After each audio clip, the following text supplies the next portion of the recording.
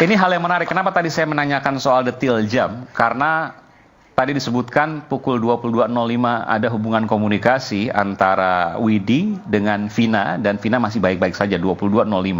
Tetapi di putusan, saya boleh pinjam? Ya.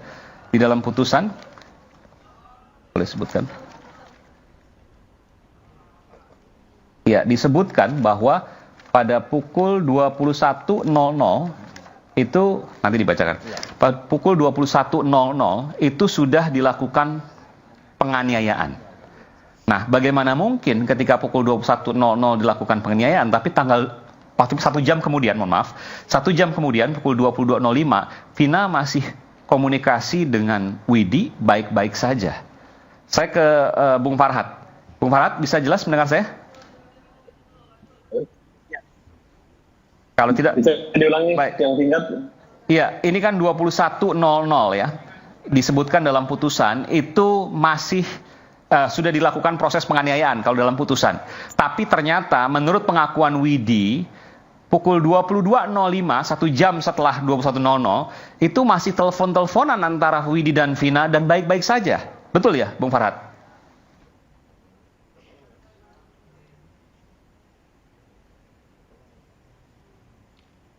Iya, kalau gitu saya ke Pak Muhtar sebelum ke Bung Farhat.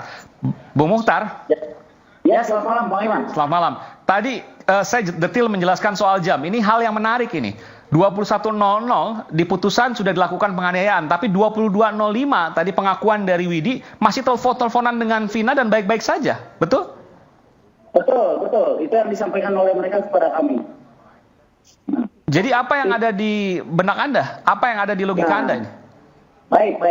Jadi inilah yang kami bilang, baik di persidangan maupun di media lain, bahwa dengan kemunculan 2 orang saksi yang merupakan klien kami ini pernyataan yang menurut kami adalah pernyataan yang spektakuler, yang dimana pernyataan mereka ini mengubah cara pandang testimoni tentang peristiwa yang terjadi di tahun 2016. Boleh lebih dekat lagi mikrofonnya, teleponnya bila dekat ke mulut sedikit. Baik. Jelas ya. Iya, silakan. Nggak apa, diangkat aja. Dekatin ke, ke mulut ya. Ya, jadi ini yang kami bilang dari tim, bahwa pernyataan yang mereka berikan kepada kami, baik secara tertutup, artinya tertutup itu internal antara kami dengan klien kami. Oke. Ya, maupun pernyataan yang mereka berikan di beberapa media. Nah, sehingga kami juga menyampaikan, baik di beberapa media melalui wawancara maupun tadi di persidangan, bahwa pernyataan mereka ini adalah pernyataan yang menurutnya adalah hal yang spektakuler, di mana pernyataan mereka ini akan merubah cara pandang publik ya tentang peristiwa yang terjadi di tahun 2016. Ya, yang semula kita beranggapan, ya seluruh publik mungkin beranggapan bahwa peristiwa itu dilakukan dengan adanya pembunuhan, penganiayaan dan pemerkosaan. Kalau kami melihat durasi waktu yang tadi disampaikan ke kami, bahwa jam 22:11 ini sebetulnya, nah kenapa tadi klien kami berbicara agak sedikit grogi, karena tadi pada waktu jeda itu ingin menyampaikan. Baik, gini Bung Muhtar, artinya Anda mencatat ada 2 hal yang paling penting di sini. Yang pertama, Vina masih menggunakan pembalut pada saat di Rumah Sakit Gunung Jati pada saat ia meninggal. Betul? Betul. Dan ia dalam kondisi menstruasi. Betul. Ya, yang kedua, pukul 22.05 masih berkomunikasi dengan Widi. Padahal dalam putusan pengadilan 21.00 sudah dilakukan penganiayaan. Pukul 22-nya itu masih berhubungan dengan baik-baik saja dengan Widi. Nggak ada ancaman, nggak ada ketakutan apapun. Artinya tidak terjadi apa-apa. Betul ya? Betul. Oke, ini kunci utama sebenarnya. Kalau apa yang Anda sampaikan benar semua, apa yang Widi sampaikan benar semua, tentu ini akan menggugah logika. Tapi pertanyaan saya begini, bukti apa yang dimiliki oleh Widi bahwa betul pukul 22.05 ia masih berhubungan telepon dengan Vina? Yang kedua, apa yang membuktikan bahwa ia membeli pembalut pada waktu itu dan tengah menstruasi? Baik. Saya di poin kedua dulu Bang Aiman ya. Ya. Jadi bahwa apa yang bisa membuktikan ya, Vina itu membeli pembalut, di mana uang itu hasil minjam dari Widi, ya, itu juga diperkuat pertama dengan keterangan daripada Mega yang menyebutkan pernah suatu kali Mega ini mencuci, mohon maaf ya saya katakan, celana dalam dan pembalut yang ada di kamar mandi. Sehari sebelum kecelakaan? Ya, sebelum kecelakaan. Oke, baik. Dan itu ada darah menstruasinya? Betul. Oke, baik. Oke, itu satu. Oke. Kemudian yang kedua, kalau kita sesuaikan dengan foto yang tadi juga Bang Aiman tampilkan, ya, itu adalah foto di mana seseorang perempuan yang sedang menggunakan pembalut. Nah, kalau kita berbicara tentang pemerkosaan, apa iya orang memperkosa, mohon maaf ya, 11 orang loh. 11 orang yang dituduh memperkosa Pinang, kemudian pembalutnya dipisahkan kembali. Yeah. Itu kan kalau menurut kami itu yang sangat tidak logis. Kemudian yang pertama dari pertanyaan Bang Aiman, bagaimana membuktikan mereka masih berkomunikasi? Ya. Dari mana bukti komunikasi 22.05 masih telepon-teleponan dengan Vina, Widi? Baik, nah justru inilah yang kami ingin menyampaikan terkhusus kepada Kapolri, Bapak Jenderal Listio Sigit, ya, tentang galau percakapan mereka itu pasti tersimpan di dalam HP, di dalam HP. Hanya pihak kepolisian yang bisa membongkar ini. Kenapa saya bilang demikian? Karena nyata-nyata HP-nya Vina itu dijadikan barang bukti. Coba kalau kita lihat berkas persidangan, ya ada HP yang disita dan salah satu di antaranya adalah HP Vina. Ya, jadi sementara HP itu kan disimpan di pihak kepolisian. Jadi yang bisa membongkar pada saat itu siapa yang melakukan kepada siapa, apa yang mereka bicarakan, jam berapa, menit berapa, detik berapa, itu ada di HP itu. Dan baik. Jadi ini Anda dalam tanda kutip mengajak polisi untuk mari kita bongkar, mari kita buka karena dari HP itu bisa terbongkar. Dari HP Vina ya? Betul sekali. Oke, saya ke Bu Elsa. Bu Elsa, Anda bisa komentari soal ini sebelum saya nanti ke Pak Suroto. Saya bisa. Boleh pakai mikrofon, didekatkan ke. Ya, oke. Silakan, Bu Elsa. Soal kita kan melihat bahwa dari faktanya di putusan bahwa kematian dari almarhum Eki itu kan bisa ketahuan jamnya. Iya. Jamnya dia meninggal di tempat, ya. Dan di mana penemuan dari saksi Suroto, Muhyiddin, Supardi, Suja itu kan mengetahui penemuan di sana, ya. Tapi disebutkan dalam putusan 21.00 di SMP belakang showroom itu. Ya, itu kan penyiksaannya. Tapi 21.00 sementara 22.05 itu masih telepon-teleponan dengan. Nah, itu kan kita belum bisa mempercayakan itu karena kan kematian dari Eki ini bisa dibuktikan karena dari visum itu sendiri. Karena ada 2 kali. Soal waktu ini bisa jadi Widi berbohong maksudnya, Bu Elsa? Saya nggak bisa berbohong karena itu ingatan sudah 8 tahun yang bisa lalu. Detil gitu misalnya? Dan kemudian dari mana dia bisa tepat jam 22.05? Itu kan ingatannya ya, spesifiknya itu harus. Bentar, Pak Mukhtar, Anda punya komentar soal ini? Ya. Kok bisa detil banget 22.05 gitu? Kenapa nggak 22.00 masih masuk akal? Ini 22.05. Iya. Spesifik sekali. Jadi begini Bang Aiman, Pak Aiman, boleh saya bicara ya? Halo? Iya, silakan. Jadi begini Bang Aiman, kalau Ibu Elsa menyampaikan bagaimana bisa sekarang mengingat periode menitnya akan begitu ya. Nah, kalau kita berbicara tentang daya ingat, apa bedanya dengan Pak Suroto yang pada saat itu juga beliau menyampaikan ya jamnya jam sekian kan itu ya. Jadi maksud saya beginilah, peristiwa ini apa yang disampaikan oleh Pak Suroto dan klien kami itu bersesuaian, cuman hanya menitnya saja gitu. Nah, siapa yang bisa membuktikan juga bahwa Pak Suroto itu betul jam segitu dia menemukan hanya handphone itu? Betul kan begitu. Oke, baik. Karena sementara kalau kita melihat daya ingat siapa yang sebenarnya yang bisa diyakini untuk memberikan. Baik, silakan Bu Elsa. Beda ya, saksi beda ya dengan saksi itu. Kalau saksi Suroto itu dibarengin ada saksi Supardi, ada saksi Suja, ada saksi Muhyiddin, itu kan begitu melakukan penemuan itu kan langsung di BAP. Pada saat itu kan dia ingat. Oke. Saya tanya dulu ke Pak Suroto. Kan 8 tahun yang lalu. Kebetulan ada Pak Suroto di sini, Bu Elsa. Saya tanya dulu, Pak Suroto pakai mikrofon boleh ya? Pukul berapa Pak Suroto ketemu Vina? 22 kurang lebih 15 menitan. Oke, ini tepat juga ini. Masih ingat? Kok bisa ingat? Tepat betul. Dari mana? Betul. Karena jam 9 itu saya patroli di wilayah kami, BOPER itu masih keadaan aman. Bapak sebagai apa sih patroli? Saya di pemerintahan desa waktu itu jabat kasih pemerintahan. Mandor. Oh keamanan juga ya? Polisi desa gitu panggilan. Polisi desa, oke. Jadi patroli 22.15 itu. Ya, karena lihat jam waktu itu, ada Vina, ada laki-laki perempuan waktu itu mikirannya kecelakaan ya? Betul. Sekitar 22.15. Betul. 15, oke. Tapi dikuatkan tadi menurut Bu Elsa dengan saksi lainnya. Ya, saksi lainnya juga ada di dalam berkas dalam putusan itu ada Supardi ya. Siapa itu Supardi, Pak? Polisi, anggota Polsek Talun. Oh, Polsek Talun. Oke, terus Supardi, Suja dan Muhyiddin. Dan itu keterangannya sama bersesuaian dan juga langsung kan di BAP. Sehingga kalau sekarang 8 tahun kemudian kan tinggal baca aja masih ada. Tapi kalau ini kan tidak ada spesifiknya dan tidak ada kaitannya. Kalau ini pernah di BAP, pernah di persidangan, ya tentunya saat itu diperiksa kan tidak akan meleset waktunya. Saya nggak mengatakan orang itu bohong atau tidak, tetapi tiba-tiba dia ingat-ingat itu agak sulit ya. Agak aneh menurut Bu Elsa.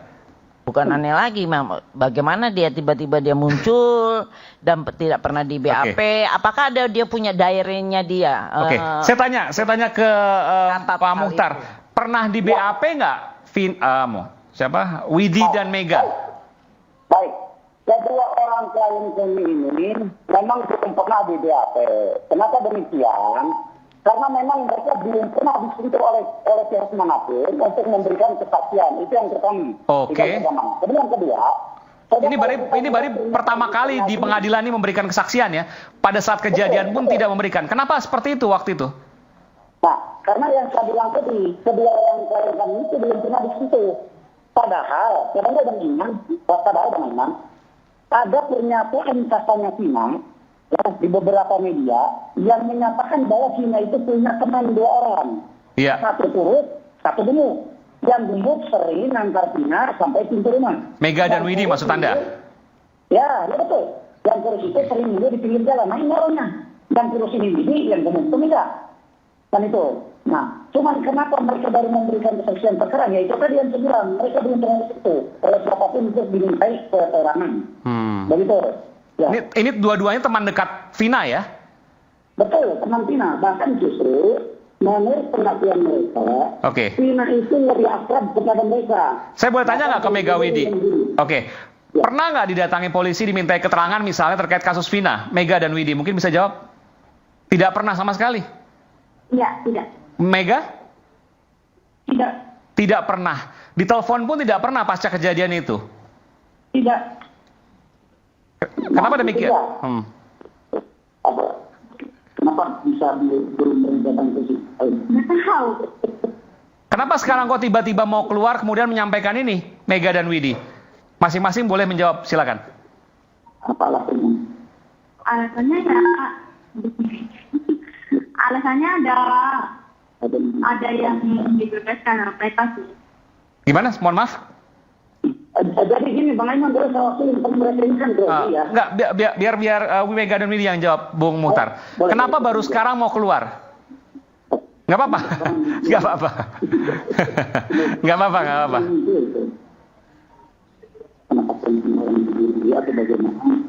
Kalau misalkan itu sih saya hanya maksud itu kasihan yang sudah salah sudah begitu aja. Kasihan apa? Bung Muhtar? Kasihan sama yang tidak ada yang jelas. Kasihan sama yang tidak bersalah yang ada di penjara maksudnya? Iya. Oke. Mega? Mungkin kalau misalkan dari pertama kali itu karena satu kakaknya pihak Mbak Ane itu baru menyebut sama Mega sama Widi, sedangkan dari dulu tidak pernah menyebut. Nah baru terus ada pihak Pak Reza Indragiri itu menghubungi. Nah baru saya sama Widi itu baru berani speak up. Selama 12 tahun itu kita tidak berani speak up karena kita itu orang kecil, kita nggak. Pak Reza Indragiri sempat menghubungi ya, psikolog forensik. Ya. Apa yang disampaikan Bung Reza? Hanya ngobrol-ngobrol aja Kak. Kalau kita speak up mesti takut pikirannya tahu atau apa kan orang kita orang kecil. Awalnya waktu kejadian ini rame-rame, mungkin ini kan kejadian udah sekian bulan, udah 2 bulan mungkin lebih ya. Itu pengen ngomong nggak sebenarnya waktu itu? Karena menyatakan bahwa ada sesuatu yang janggal menurut Mega dan Widi ya. Menurut yang lain belum tentu. Pengen ya. Gimana? Pengen ngomong. Tapi takut. Takut. Mega takut, Widi juga takut waktu itu? Iya takut. Disangkanya nanti fitnah. Kalau sekarang ada orang menyatakan loh, Mega dan Widi fitnah tuh. Apa yang Mega Widi sampaikan soal itu? Tudingan-tudingan seperti itu? Kalau saya sih menyampaikan apa adanya, yang saya tahu, yang saya alami. Mega? Ya sama Kak, kalau saya kalau yang begini, ya udah ceritanya begini, nggak mau saya lebihin, nggak mau saya kurangi Kak. Dan Mega dan Widi tadi kan disumpah di pengadilan, betul ya? Ya, betul Pak. Dan itu sebenar-benarnya yang Mega Widi sampaikan. Tidak ada kebohongan sedikit pun? Tidak Pak. Widi juga? Ya, tidak Pak. Baik.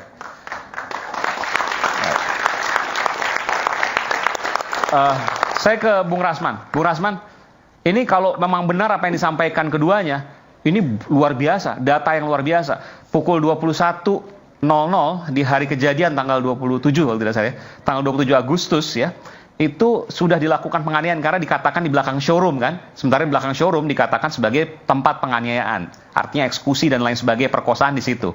Padahal 22.05 1 jam kemudian itu masih teleponan dengan Widi dan baik-baik saja.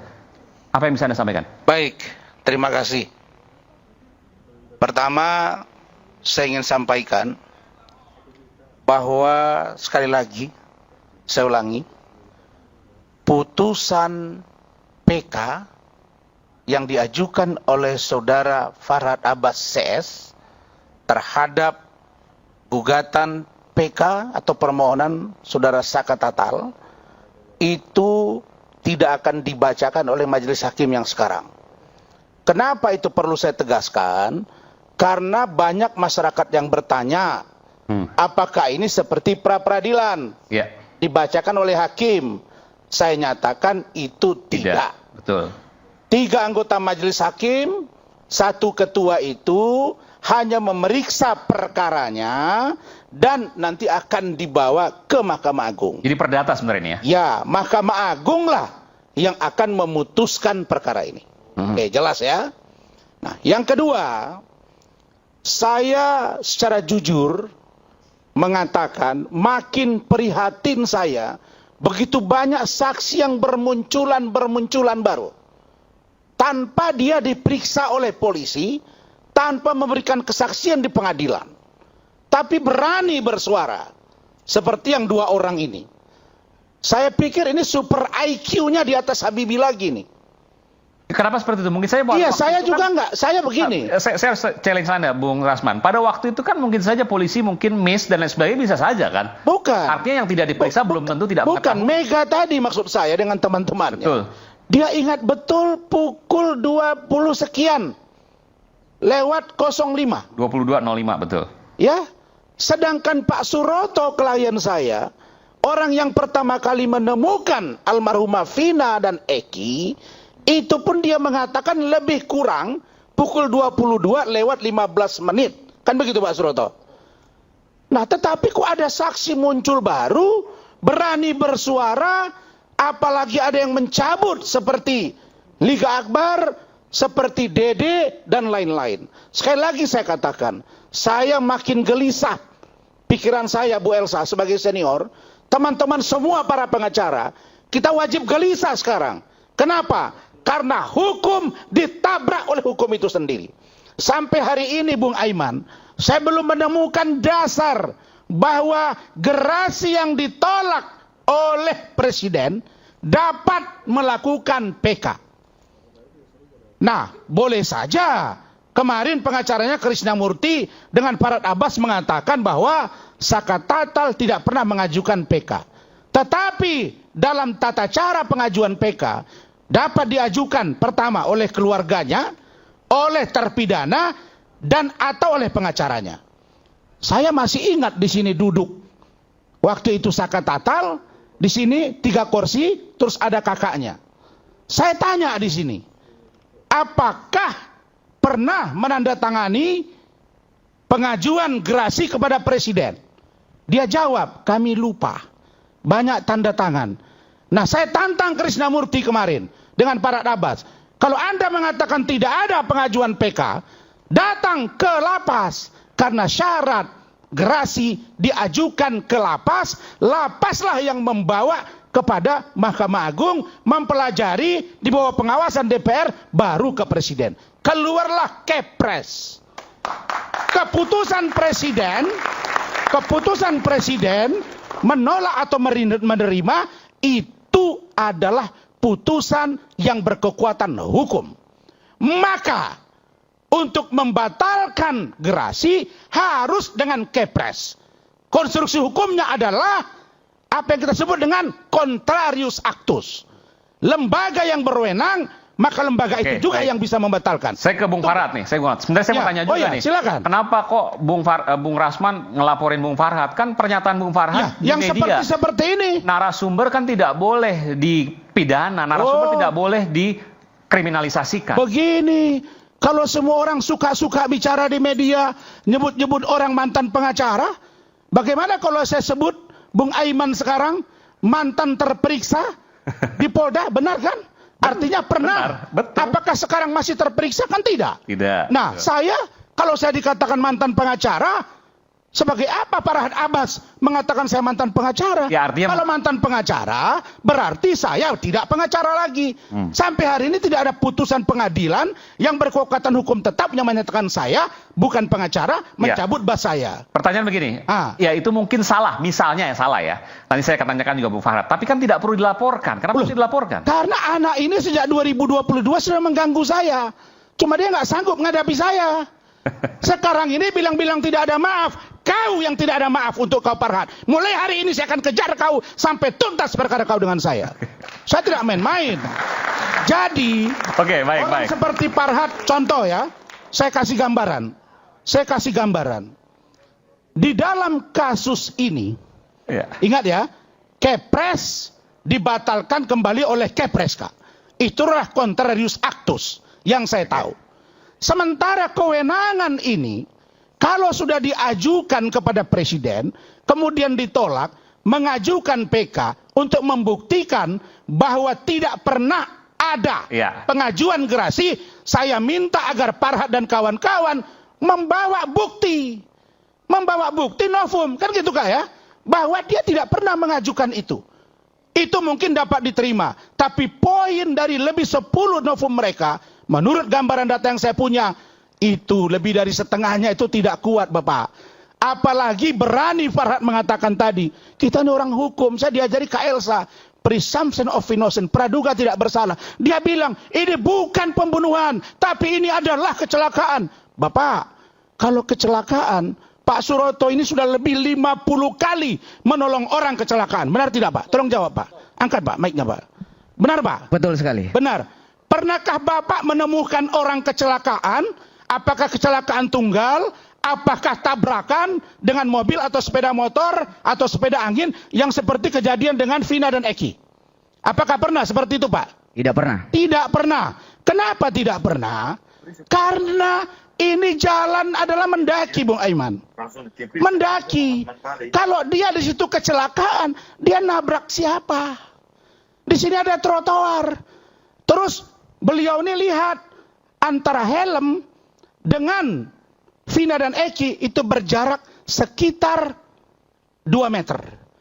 Antara Vina dengan Eki berjarak sekitar 6 meter. Begitu ya? Motor. Ya, dengan motornya 6 meter. Jadi orang pertama yang menyaksikan dan yang menemukan almarhumah Vina adalah sebentar, sikit lagi. Oleh Pak Suroto. Dan Pak Suroto tidak menemukan di situ yang namanya di kemaluannya adalah yang namanya alat pembalut wanita. Itu tidak ada. Sebentar. Nah ini penting nih, sebentar. Tidak ada pembalut. Waktu saya memang tersingkap waktu itu. Betul. Jadi mohon maaf, pakaian dalamnya kelihatan. Pakaian dalamnya tidak sesuai kalau kita pakai. Iya, oke, tapi kelihatan kan? Kelihatan. Anda menyimpulkan tidak ada pembalut? Tidak ada. Ada PJU nyala di sana? Betul. Terang? Waktu 2016 nggak kayak sekarang, plat putih. Waktu itu warna kuning, tapi terang. Cuman kurang begitu terang. Dari mana Anda bisa tahu kalau itu nggak pakai pembalut? Ada dan tidaknya, saya tidak melihat. Ya. Nah, tadi kan katakan Anda yakin bahwa nggak pakai pembalut. Tapi aku nggak ngeliat pembalut pas betulin celananya. Maksudnya? Itu pun pas sebentar, betulin celana kan nggak kelihatan. Kalau cuma diangkat aja begitu kan? Iya, cuma tak betulin gitu aja. Ya pembalut kan di dalam pakaian dalam. Tapi nggak ada. Maksudnya Anda sempat membuka atau gimana? Lengket di celana atau apa? Yang jelas waktu pembalut itu kan nempel di celana dalam, di pakaian dalam. Nah, dari mana Anda tahu kalau itu tidak ada pembalutnya? Pertanyaan saya sederhana. Ya itu Om, kita nggak lihat itu ada pembalut di situ. Ya, Bung Aiman, dia kan punya istri juga. Dia kan tahu bagaimana pakai pembalut istri atau tidak. Meskipun saya yakin Bapak kecuali ini anak kemarin sore, kan begitu. Jangan terlalu detail ini urusan pembalut kan. Enggak, ini penting juga karena saya tergugah. Kenapa kemudian Anda bisa tahu bahwa tidak ada pembalut di situ? Yang mencurigakan menurut Bapak itu bahwa celananya molor jatuh ke bawah, kemudian itu kecelakaan atau karena diperkosa? Itu saja. Dari mana Anda bisa simpulkan itu? Yang jelas saya fokus ke korban perempuan. Waktu itu nggak tahu itu namanya Vina. Dia dan minta tolong, adu dan tolong. Itu rok warna hitam itu udah mencilat. Tersingkap, oke. Tersingkap. Dan celana itu tidak sesuai pas. Celana dalamnya. Ya. Nah, di tidak sesuai pas maksudnya Pak? Agak melorot atau gimana misalnya? Ya tidak pas saja. Tidak pas maksudnya gimana Pak? Kan ya melorot ke bawah. Agak melorot, betul. Oke, silakan. Itu di samping saya juga ada Pak Polisi, Pak Supardi. Udah betulin. Ya, saya betulin. Saya kembali lagi, saya tutup pakai rok yang polisi pendek minta Anda membetulkan celana dalamnya. Betul. Tapi hanya ditarikan ke atas kan? Tarikan ke atas, posisi dia terlentang, nggak semuanya. Ya artinya Anda tidak melihat betul pasti bahwa apakah ada pembalut atau tidak. Iya, betul. Oke, berarti tidak bisa disimpulkan, itu maksud saya. Iya. Baik. Oke, saya tambahkan. Sebentar, saya harus ke Bung Farad. Tadi kan Anda sampaikan ya. Yang pertama gerasi harus ada pembatalannya. Ya. Yang kedua kok muncul saksi-saksi baru. Ya. Saya ke Bung Farad. Minta dari lapas kalau memang betul tidak ada saka tatal. Nanti selepas jeda kami akan kembali tetap bersama kami di Rakyat Bersuara dan kita akan segera kembali.